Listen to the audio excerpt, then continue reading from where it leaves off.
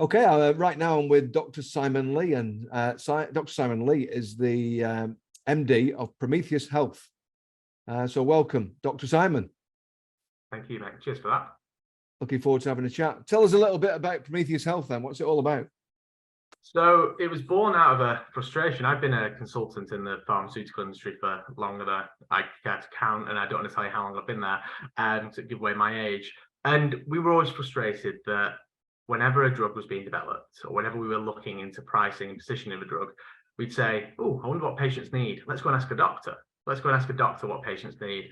And it drove me around the bend that we never ever said, let's go and ask a patient what they need. Let's go and ask them what it's like to live a day with a given condition, to walk a mile in their shoes and to experience life as an expert with lived experience of a condition. So this all came from putting patients front and center. So we work with patients, predominantly with rare diseases, to get a better account of what it's really like to live with rare conditions. And it's that day-to-day impact in between doctor's appointments that you just don't see. You have a doctor's appointment in January, you have one in July, we'll draw this straight line between the two, but it's nonsense. You've got ups, you've got downs that are affected by everything.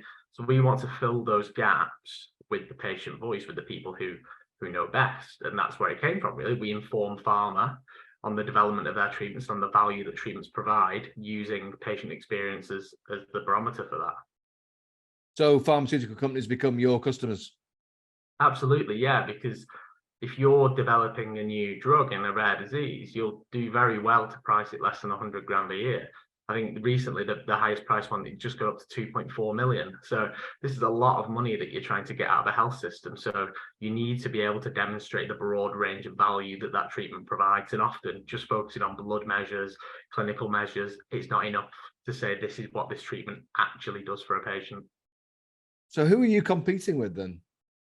So if we look at it in the broader sense, I guess we're competing with some of the biggest players in the market, really. We're competing with groups like IQVIA, Ipsos Mori, GfK, because they provide similar insights. They work with typically healthcare providers a lot of the time to glean these insights. But we're trying to flip it the other way and say, actually, no, let's just start with the patients. And there are other groups that do not dissimilar things. There's a group called Rare Patient Voice in the US who will attempt to do the same thing. And I guess ultimately, we're quite happy. We value the competition. It's a sign that the market is good for this, I guess, and the fact that there's room for more than one group. And obviously there are so many people and so many rare diseases going that no one company could possibly service all of those at the same time.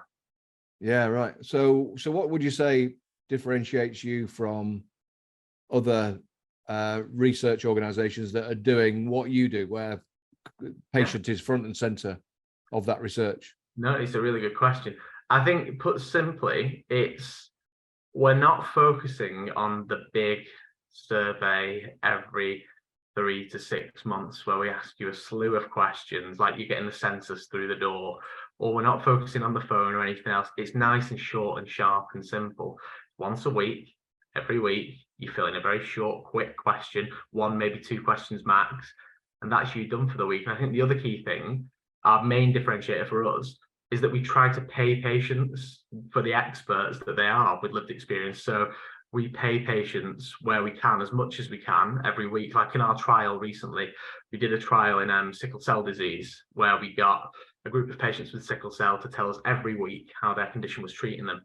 We paid them a tenner a week for 2 minutes of their time. So at the end of that, they had £120 sat there in the bank that they could use for Christmas, for other things. So it's about really showing that value and letting patients first and foremost decide what you collect data on. We're not just going in and saying, answer this questionnaire that we as experts have made up. We're saying, what matters most to you? Tell us what matters, and then let us ask some questions to other people around this so that you decide where the narrative goes. And how do you get the questions across, and how do they feed back? Is it face-to-face, online? How does it work? Yeah, so we've done this in a variety of ways. So we've done surveys, we've done paper surveys originally, very short and sharp. We've done interviews and focus groups where we sat down and actually just had a conversation like we are now, albeit at a much larger scale. And we actually created a series of health apps. So we created some very simplistic health apps where you download it on your phone, and then every week you get a little buzz to say, oh, it's time to submit your Prometheus submission this week. If you submit it in the next 2 days, you'll get your tenner. If not, you won't. Fill it in, job done. And then at the end, we can sum all this data and look at the experiences of these people across a broad spectrum. We also look at things like social media. So I'm able to look at social media and say, let's look in forums, blogs, Twitter, Instagram. What are people with these conditions actually saying day to day? And it helps you distill down what matters most so that you can ask better questions when you're speaking with these patient experts in person. Right. Wow. So, so what does the future look like? What are the challenges ahead for you? I think the challenges in pharma at the moment in general are that there isn't as much, this is going to sound weird for anyone who isn't in pharma, because you think pharma is always like this big cash cow. There isn't as much money going around in pharma as you think there would be. If you think cost of everything is going up at the moment, absolutely everything, drug prices have stayed the same. So revenues stay exactly the same, costs go up. So, you know, there's been some difficulties there. The other thing, obviously, is that the main thing against this is that there are an awful lot of rare conditions. So for us, 95% of rare conditions still don't have a treatment, and there's about 7,000. So that tells you that there's an awful lot of room here for these treatments and for data to support these treatments. We look at rare diseases in general, you don't really ever get a say. There are more studies on what patients want in diabetes and arthritis than for 7,000 rare diseases combined. So there's a big opportunity to really fill these gaps in healthcare providers and pharma's understanding. So we only see this as a positive in the future. We've got all this fancy gene therapy and everything else now. We're going to need to understand how this helps and sometimes hinders patients in the real world. What better way to do that than to actually ask them about their experiences and see how they're managing day to day? Yeah, absolutely. How long has the business been going, by the way? So we started in, I think it was December 2020. So it was pretty much just bang at the start of COVID. Right, okay. And how did you have to adapt when COVID came along? To be honest with you, it wasn't bad because my business partner was down in the southwest anyway, so the opportunities for meetings were few and far between.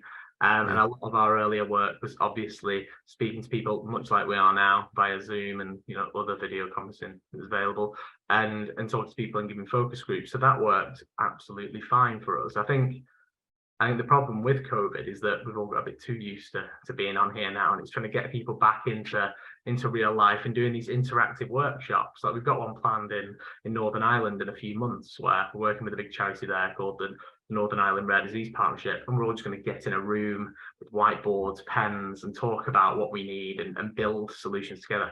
That's fantastic. It's a lot harder on Zoom when someone could be looking at the news or reading their emails, etc. So you don't always get their attention.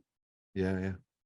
So in the 2.5 years you've been going, if you were to turn the clock back and have the luxury of being able to change anything, what might that be? It's a really good question.